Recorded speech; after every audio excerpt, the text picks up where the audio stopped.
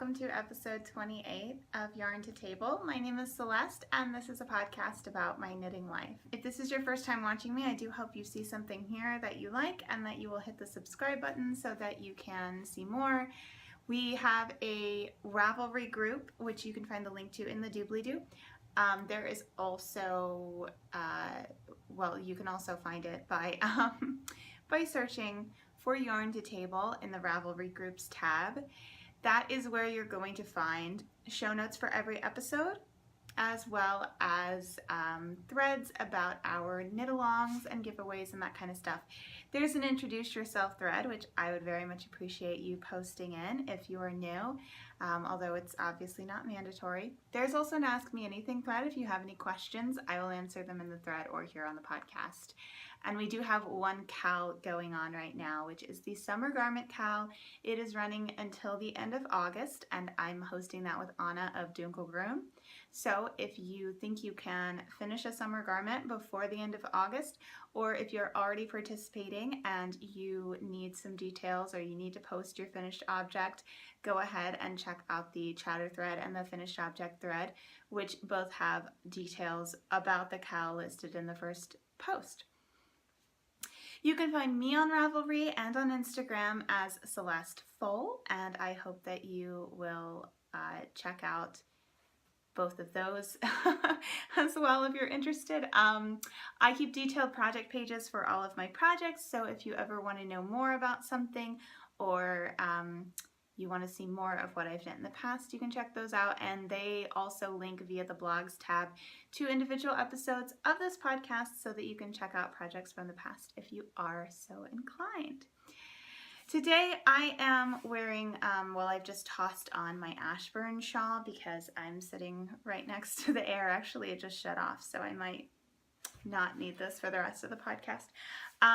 This is something I knit early on. I did share my progress on the podcast. I knit it earlier this year is what I meant to say. So if you want to see that on the podcast, you can find the project page for this and click the blogs tab, because I don't remember off the top of my head what episodes it was in, but you'll find them there. I did this with Madeline Tosh, but the exact, I just found a hole in it. That will be from my cat. I will have to fix that. This is Madeline Tosh, but the exact colorways and bases are on the project page. I think this was called Boxcar. I think it's Boxcar Scout and Minimal Pink Clay Optic, but I don't remember the base. So anyway, that's all in there. I don't wear the shawl a lot because it's asymmetric and kind of hard to wear. It's kind of ridiculously long, but I will sometimes pile it on top of me when I am around the house, and that has led to it having some little holes that my cat apparently put in it. So I will have to stitch those up in a minute. Try not to make them bigger. Okay, so I don't have a finished object for you this week, but I do have a half object. And that is in my 9 3/4 pouch from Society 6. It is my Fred and George sock, my first one. Yay! So this is some Nora George yarn in the Fred and George colorway. It is her super sock base, which I think is just her classic merino nylon. I'm not sure if it's an 80-20 or a 75-25, but it's like a 4-ply, very soft but also sturdy sock yarn. And I did this with 56 stitches on a 2.25 needle. I used ChiaoGoo Magic Loop style.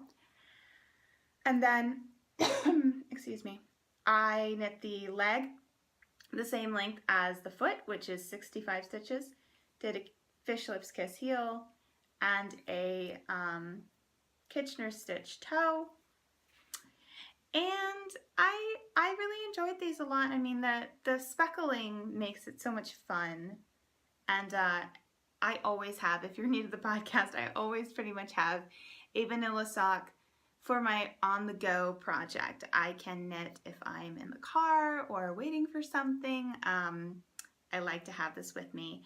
And so I cast this one on a couple weeks ago, and you know, I didn't knit on it constantly. I just knit on it when those occasions came up, which would be, you know, a few different times a week, maybe. Maybe just a few rows or maybe a little bit more. And I think that's a nice way to make progress on building a sock collection. Although I'm almost at the point where I have enough. But also just it's a really good project for those social knitting occasions where you really want something that's mindless enough that you can be fully present in conversation with other people. So that's my go-to. So I did finish this sock over the last week, and I went ahead and started the second one. I've just gotten past the cuff. Oh, I didn't mention the ribbing is 1x1 twisted rib for 10 rows. And I used a long tail cast on. Yeah, so that's that. Not a ton more to say about it, to be honest, because I have talked about these at length, but I'm excited to be halfway done with them because it means I can cast on more sock yarns soon, and I have lots of ideas for fall themed sock yarns. In fact, I'm already thinking like Christmas themed socks, so I'm a little crazy, but I'm excited to be making headway with these. Now, I do have another pair of socks that I cast on this week. Let me explain. They're in my Gilmore Girls project bag, which I made for myself. And they are Gilmore Girls themed. You guys, I had to do it. Okay, here's my excuse.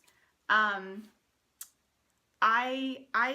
co-host an auditory podcast every week. I've been doing it for 3 years. It's about Gilmore Girls. It is 2 hours of recording a week.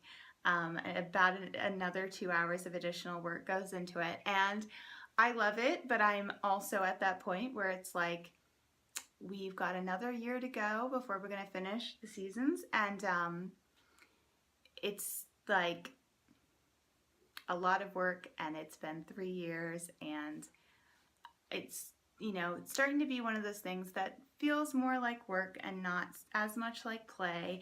And sometimes I start to dread it a little bit.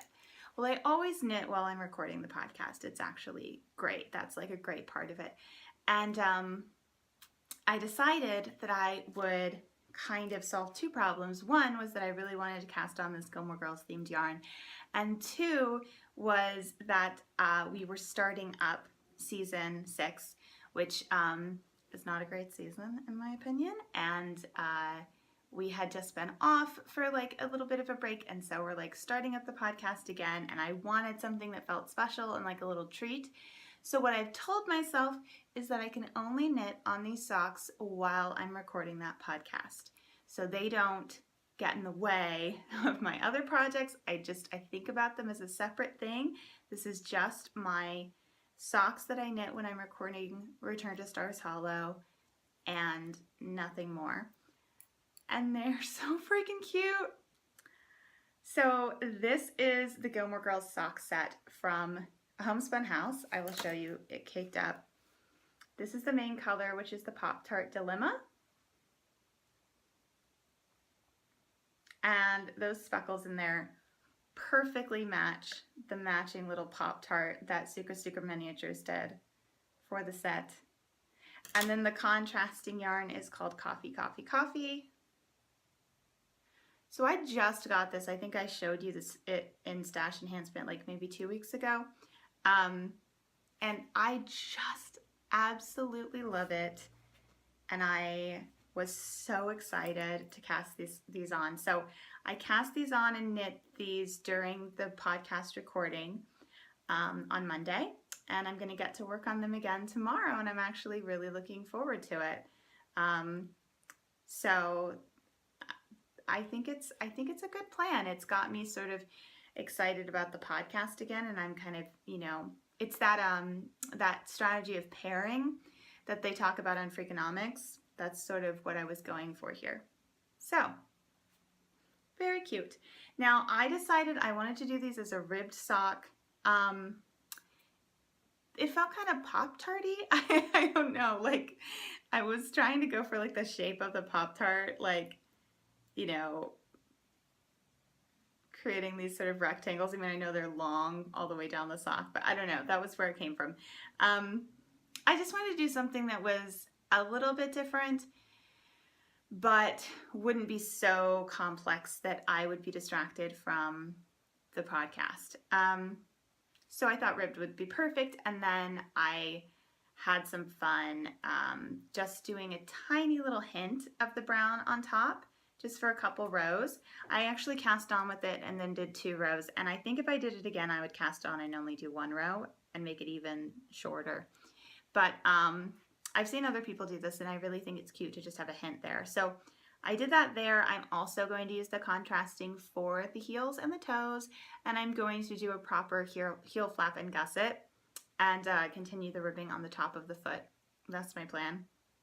So yeah, I just think they are really, really cute, and I'm glad I cast them on, even though I now have a few more widths than I would typically be comfortable with.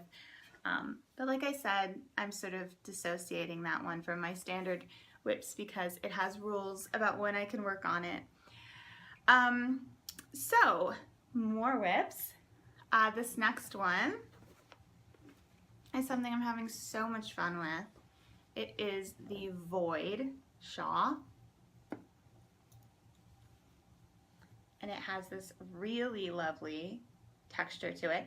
I'm doing this in Malabrigo Rios, which is a worsted weight yarn in the colorway Glitter, which I bought at a local yarn shop while I was in Cambridge for my residency in June. And it's got a cute little pumpkin pie. See, this is my like pre-fall project. I'm doing this to get pumped for fall because I really want to wear this in the fall. It is getting bigger. I mean, it kind of, sometimes it feels like it's not, but it is. I was at the pie when you last saw it, so I have done two 8-row repeats since then. Just this weekend is the only time I've worked on it since you saw it. And you know, the rows are getting longer. They're not crazy long yet, so I'm not exactly in the black hole. I actually think because you're doing this texture, it might be kind of nice once the rows get longer because you're knitting the same repeat of that row, like the same, what am I trying to say? Like say for the whole row, you're doing like 4 knits and then 6 purls, right? Like you do that for a longer period of time before you kind of have to pause and then look at what the next row is. So in a way, I think this might be a little bit more potato chippy even once it gets to be a little longer, though I'm sure eventually it will be so long that it will be very black hole-ish. But right now I'm really, really enjoying it. It takes a little bit more concentration than some of my other projects. I'm knitting it from the chart, and one thing that I don't like about this pattern is that the way the chart is written, even though you're working back and forth, she writes the symbols for what each row is on the front instead of writing the symbol for what you're actually going to be doing. So what I mean by that is you do row 1 on the right side, and all of the places where you're knitting is a blank square, and all of the places where you're purling is a little black dot, right? And then when you come back on row 2, you're now on the wrong side, and every time you see a purl symbol, a little black dot, you actually have to knit because you want it to be a purl on the right side, which I just think is silly. It's a chart, like every time I'm knitting row 2, I'm going to be on the wrong side, so why not just tell me where I'm actually going to be making purls instead of telling me where there's going to be purls on the right side. It makes it so that your brain has to reverse all of the symbols that you're reading from the chart, and it's like just not necessary. Like I almost want to go in and fix the chart or write my own or something just because it's like, it just slows you down that little amount that you're like, it's not that it's necessarily so hard. I just feel like it's so silly that you would write something in such a non-user-friendly way when you could easily make it easier. I don't know. I find it silly. I'm sorry. These like little bits of light on my face are making me crazy. Try to shut the curtain. Yeah. So that's my one complaint, but other than that, I do think it is a very beautiful pattern and very fun to knit. I have, let me show you the skein. So I have been doing this, experimenting with the pulling from the outside of the cake. Here's my gorgeous yarn caked up, by the way. So I'm now down to my cake's getting pretty small. I'll show you by comparison another one, right? And I'm liking it more. It still is bouncing all over the place instead of sitting still because I don't have some perfectly flat table that's at exactly the right height everywhere that I'm knitting. Like I don't have that. So it is bouncing, you know, in the corner of the sofa next to my leg and the edge of the sofa or whatever. It's not a big problem though, and I am enjoying, as it's getting smaller, the fact that it's still nice and tight. Like I can definitely appreciate that. So I guess I would say I still like both ways, I guess. But I'm really, really in love with how this is knitting up. It, occasionally I will make a little mistake and I always make sure to fix it because for one thing with the texture, I just think it looks so nice when it's completely perfect. And this is also, although I'm very much enjoying it, this is definitely a product to knit for me as well. Like I think I'm gonna wear this a lot and I want it to look really, really nice when I wear it. It's not just a sort of throwaway project that I'm just doing for the fun of it. Like for example, the Marley, which is really more about just knitting, and who knows how much I'll ever wear it. So yeah, but I was pretty proud of myself because there were a few places where I would make a mistake and then I would find it on my way back on the next row. And I really didn't want to tink back through all of this. And so there were a couple different places where I was able to drop down and fix the pattern, which given that you have these twisted stitches that go in different directions, that's actually a little bit more difficult than it might be if this were just something simple like seed stitch or basket weave or something like that. When you've got anything like a cable, dropping down can be a little bit trickier. But I did, and I am glad because I think in the end it was, if not faster than tinking back, it was at least more interesting and felt more productive because as I was doing it, I was learning how to fix it, you know, so that if I do the same mistake again, it's like I'm getting better at being able to read my knitting to the point where I can drop down several rows and fix all of the stitches all the way up and know exactly what they're going to do. And for me, practicing that is its own form of, you know, being productive, even if you're not going further in your knitting in the minutes that you're spending doing that. I think it is more productive than just tinking back and undoing something and not really learning anything from it. So, you know, I think I'm at the point in my knitting where I'm wanting to challenge myself more. And by challenge, I don't just want to challenge myself by trying new techniques. You know, I've tried almost every technique by now. Like, and I know that sounds crazy, but like, when you've been knitting for about 20 years, like a lot of times stuff comes up. And so I have done, not tons of, but I have tried and felt that I succeeded at, you know, intarsia and stranded work and cabling and lace and brioche and double knitting and illusion knitting and just a lot of stuff. And so most of the times when I haven't tried something yet, it's not necessarily something that is the most complicated. It's just, you know, like I haven't done 2 at a time socks because they don't really appeal to me, right? But I'm not necessarily intimidated by them. I also haven't done steeking yet, but I'm planning to soon, and I'm not super afraid of it. So for me, I'm sort of at this point where in order to challenge myself a lot, I either have to be pushing into more of like designing my own things, which I am interested in doing, and you know, I will be getting there soon. Or I also need to be pushing myself into making the work that I'm doing better quality, and you know, learning better the actual mechanism of what's making my knitting look the way that it is, and fixing those problems.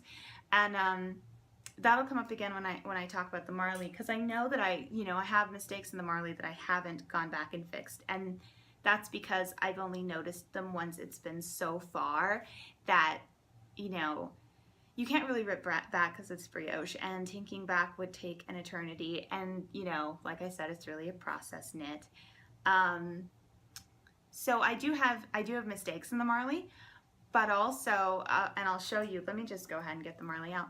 I also this week have fixed a few problems as they came up, as I noticed them, and challenged myself, really felt challenged by that. So here's the Marley. It's living in my Hana Lisa project bag. If you haven't seen this before, this is a pattern by Andrea Mowry. It's just a giant triangle of brioche. I'm knitting it in Hedgehog Fibers Skinny Singles in Bramble and Coral. And here at the center, you have a certain kind of increase, right?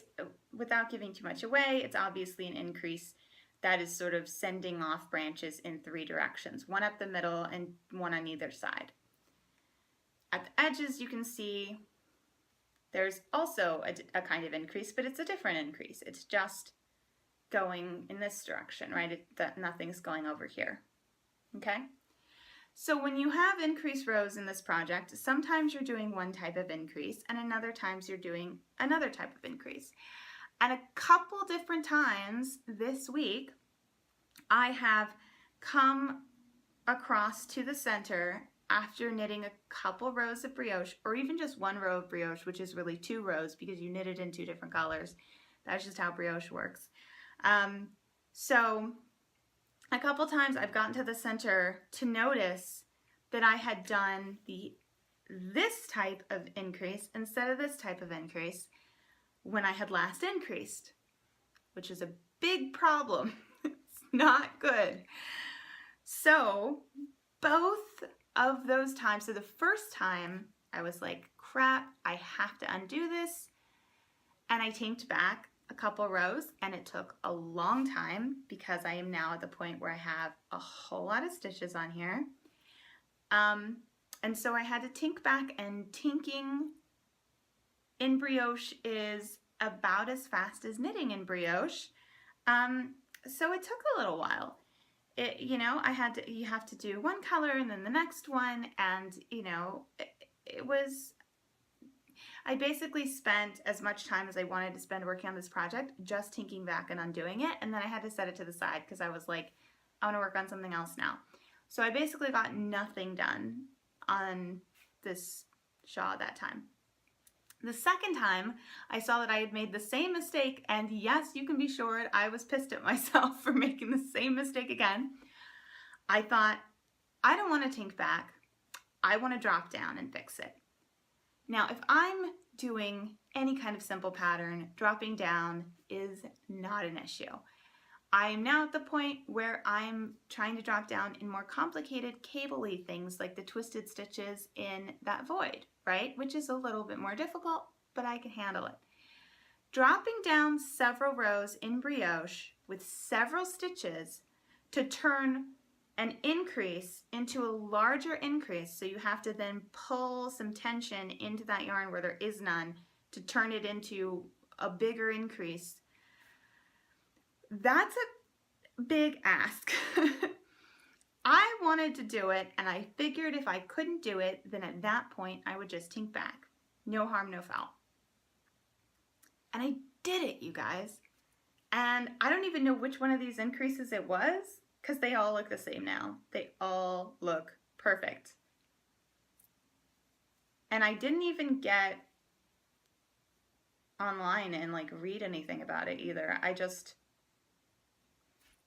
wanted to figure it out. And I'm like crazy proud of that. And it's a little funny because I'm proud of something that came out of a mistake. And also because I'm fixing a mistake on a project that has tons of other mistakes that I haven't fixed. So, you know, I obviously didn't do it because I wanted this to be perfect. I did it because I was at that point where I felt like I have been knitting enough brioche that I should be able to drop down several stitches in brioche and change and increase. Like, I can do that in stockinette. Yes, this is more complicated, but like, I see how it's working. I understand how it's working. I'm gonna do it. And so I did, and I feel incredibly accomplished about that. I actually feel really, really happy. So these are some of the kind of different ways that I've been challenging myself with my knitting lately. Instead of just trying new techniques, which I've spent a long time doing, it's about really understanding the mechanics of what's making these stitches work. And, you know, I think that's going to feed me as a designer as well, because when you really understand something, you can manipulate it. So I'm excited about that. So this stitch progress marker, that's where I was last. No, that's not where I was last. I think I might have been further down. I don't know where you saw it last. I put it here because this marks 10 repeats from the end. And since then, and I do think that was where I started this last week, but anyway, since then, I have done 3, almost 4 more repeats. So that'll then leave 6 more and then a garter ridge, garter stitch edge, and then I will be done. Now, the repeats do take a while now because I am at a point where it's quite long. But boy, I have been in a black hole with this project for quite a while, I will say that. I mean, it's nice, pretty mindless work, which is good, but I'm definitely getting to a point where I am ready to be done with it. Yeah, Tommy of Squirrel Pie Productions was talking about, she's doing another like big brioche shawl, and she was talking about being in the black hole and how she's like, I never thought I could be tired of brioche, but I kind of am right now.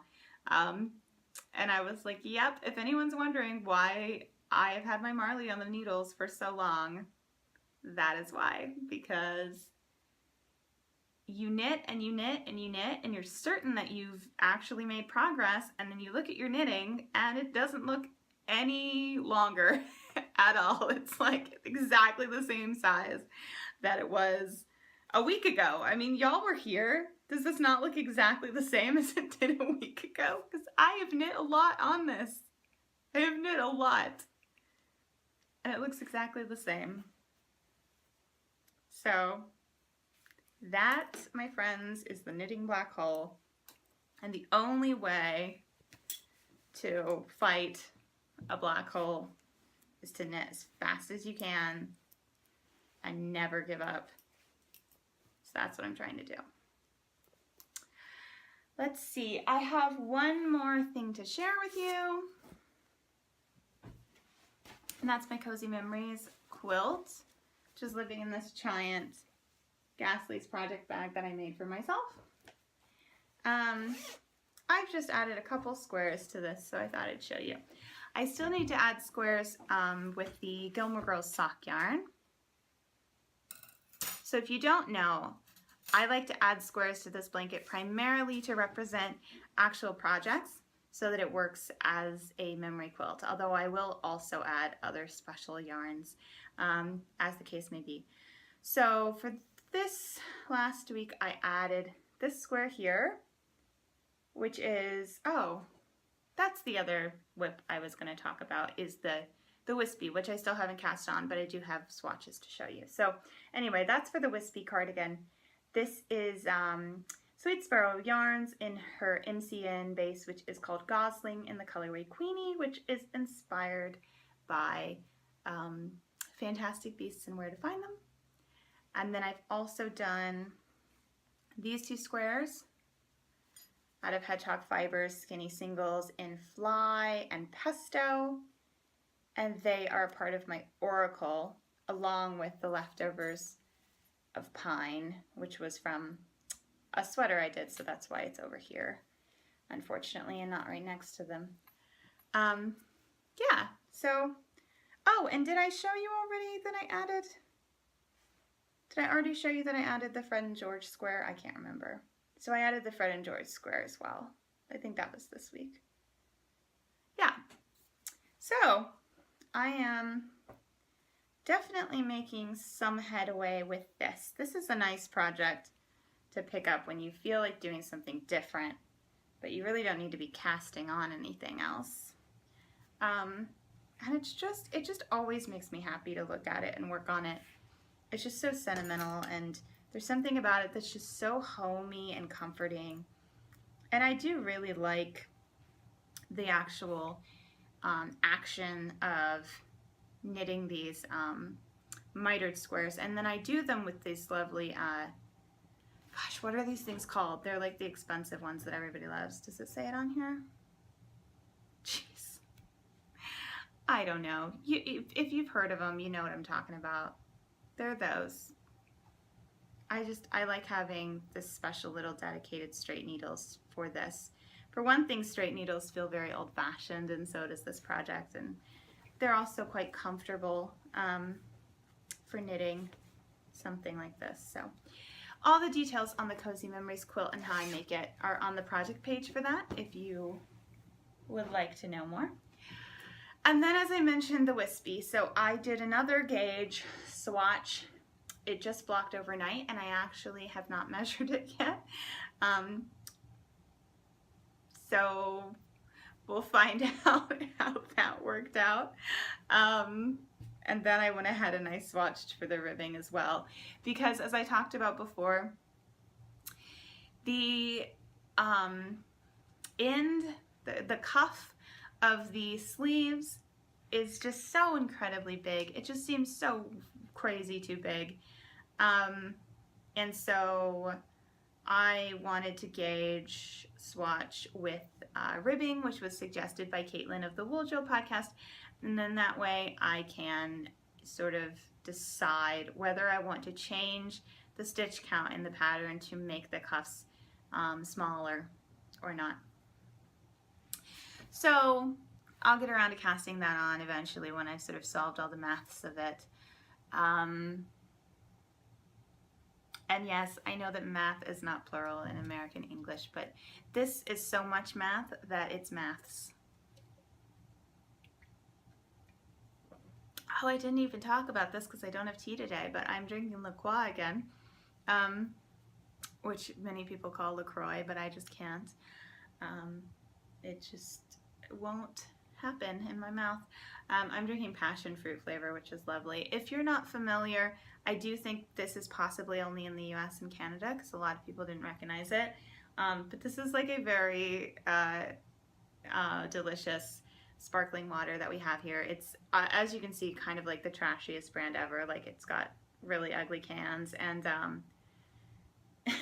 yeah, but they've become like popular and like strangely iconic recently. So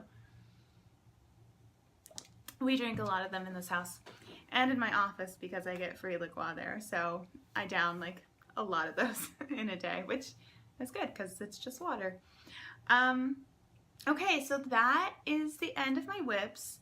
I don't have any new on the horizon stuff to talk to you about, but I have stash enhancement, which is sort of related to what I'm thinking about knitting next.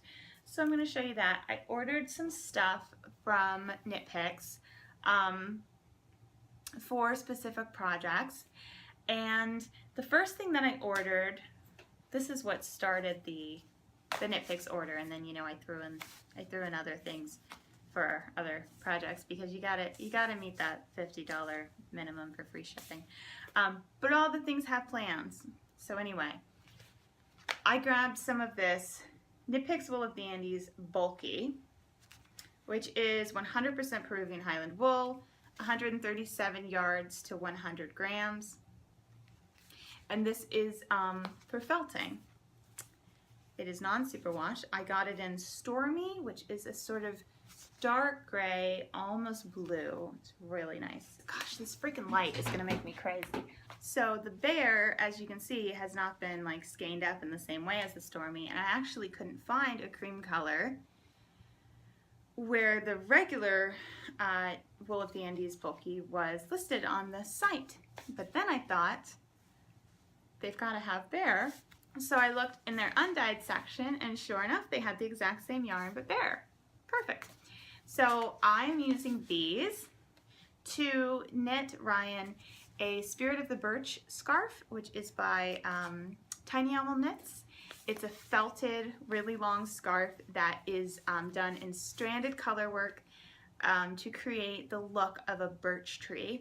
And he saw it in her book that I have, and sometime last year, and he really, really liked it. He said that he would like a scarf like that. So I decided I would make it for him for Christmas. So I just got a bit of a head start on grabbing the yarn because I've been trying to track down some yarn that'll work for this for a while. I didn't want to use the kind they called for, or I couldn't find it, or it wasn't the right price or something, I can't even remember. And then I just thought, you know, I bet I can find, like, it's pretty basic colors. All I really need is something bulky that felts, and I bet that I can find that if I just go to Knit Picks. And I did. So that is a project that'll be coming on later this year.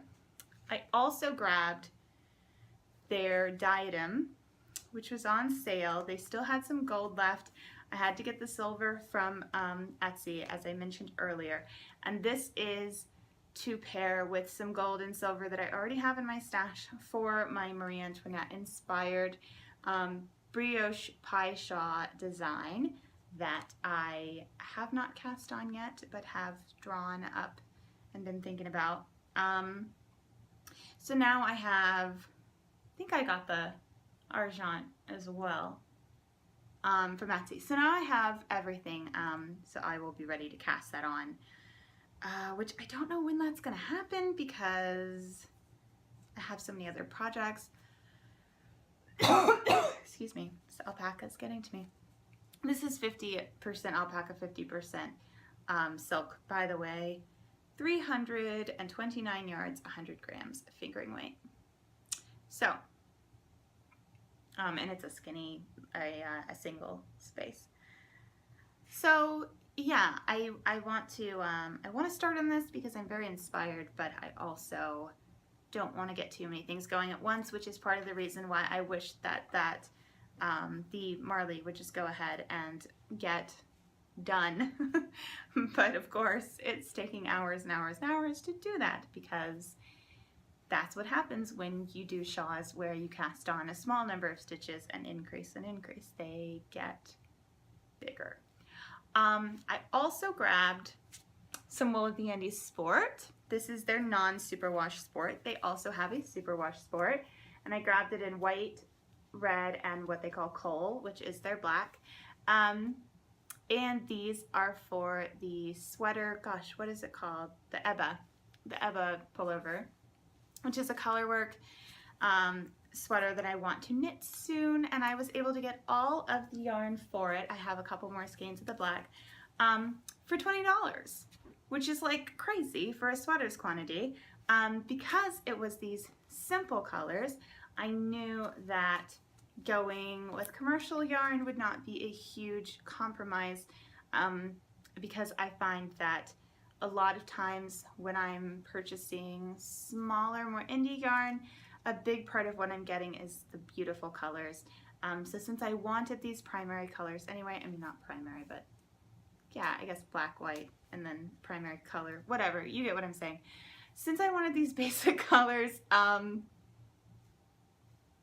thought this would be a perfect opportunity to save a little bit and I wanted something that was nice and grippy for color work, and I think Wool of the Andes non-superwash will be perfect for that.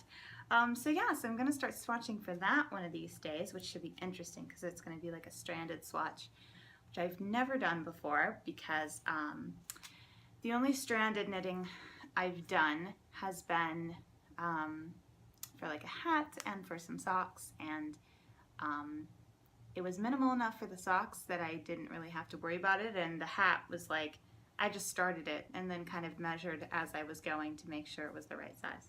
So I'm excited about this project. It's going to have color work, it's going to have steeking, it's going to be beautiful, and it's going to cost $20 plus the price of the pattern, so not bad. And finally, I went ahead and grabbed some Felici that I've been drooling over for a while. I didn't really want to buy more Felici because I have so much sock yarn, but I really liked this new color. They had Steamer Trunk.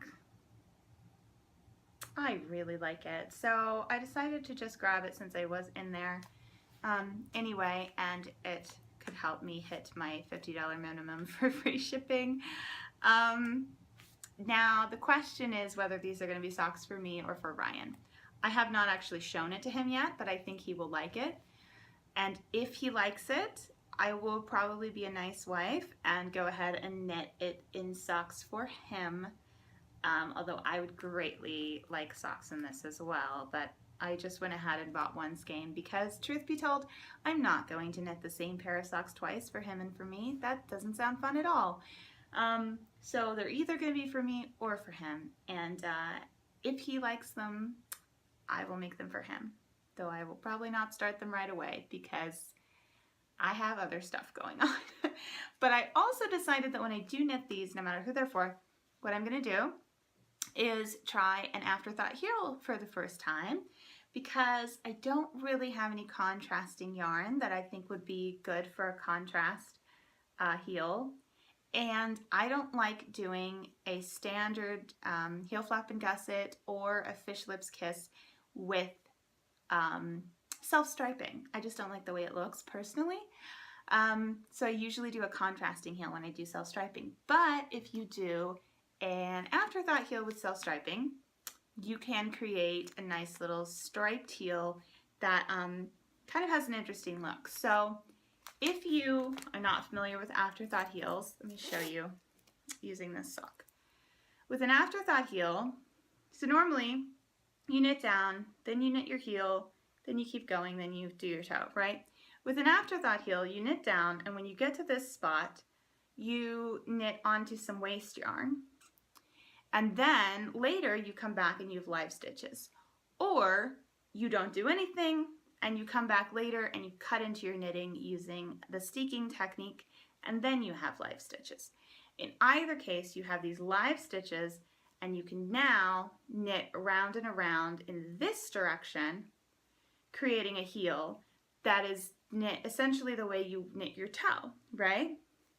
So when I knit this fish lips kiss heel, the way I created it is I went back and forth to the tip, and then I went back and forth down this way using short rows.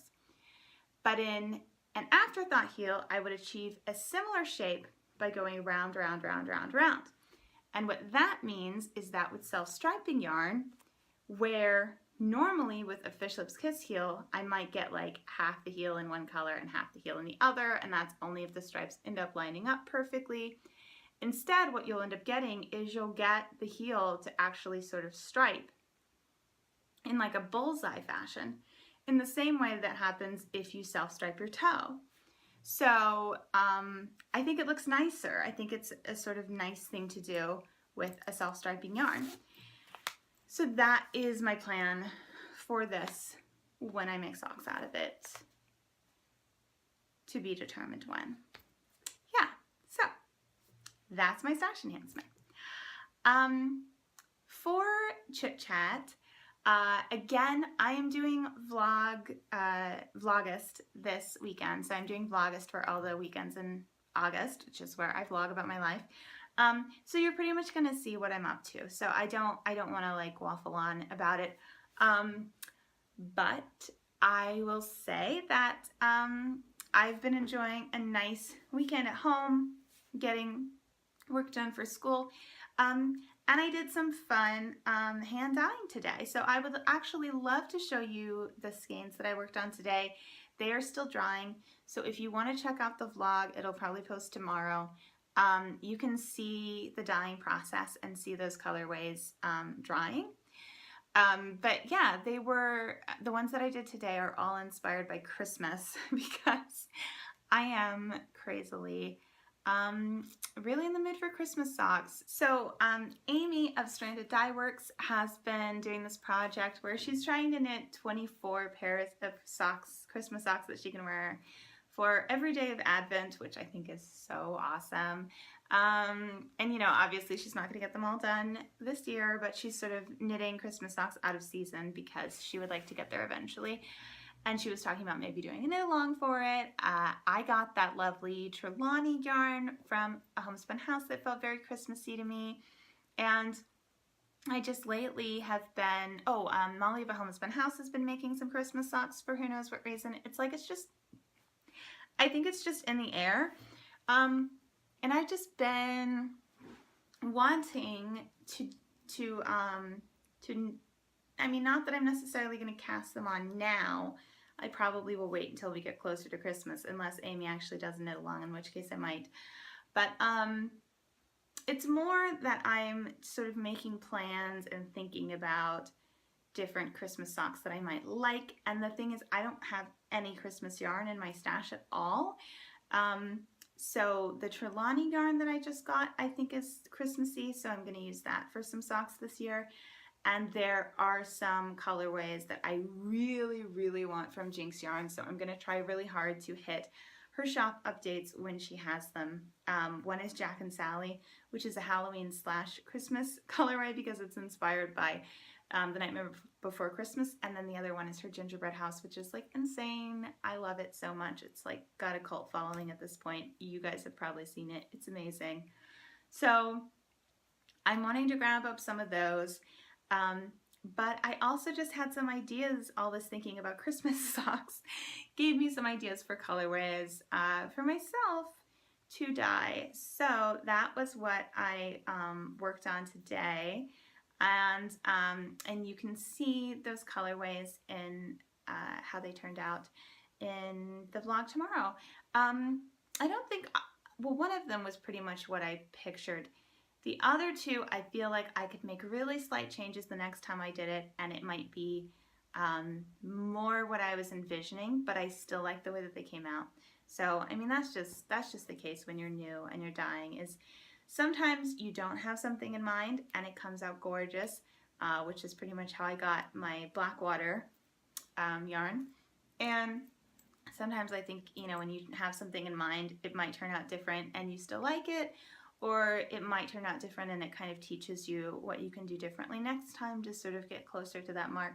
So all of that is very enjoyable, and anytime that, you know, I really don't like something, I can always over dye it later, which is good to know because then it's not quite so wasteful. Like anything that I dye, worst case scenario, I can probably make it black, and I will probably find a use for black yarn. So that's good. And then if I do have yarn that I like and there's way more of it than I can ever use, one good thing about that is I can give it away as prizes to you guys. So at the end of the Summer Garment Cal, there will probably be some hand-dyed yarn from me as a prize. So look forward to that. I hope that you guys like it. What I'll probably do is give you like your choice of some different colorways. And let you choose which one you want. That would probably be nice. Also, if you are interested in donating any prizes for Summer Garment Cal or future knit-alongs, please get in contact with me. I would love to have your donations. We've had beautiful hand-dyed yarn and lovely patterns donated in the past, which I super appreciate.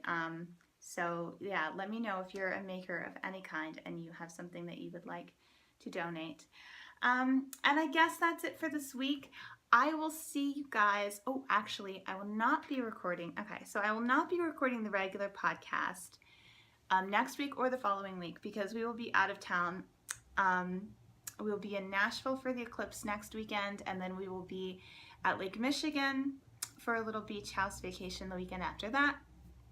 So you will see me in 3 weeks' time for the regular podcast, but you will be getting Vlogust updates for the next 2 weekends of what we're getting up to that weekend. So look forward to those. Follow me on Instagram, and I will be back with tons more content and probably a lot of progress to show you guys at the beginning of September, which is also when we're going to have the announcement for the winner or possibly winners, I haven't really decided yet, of the Summer Garment Cal. Yay!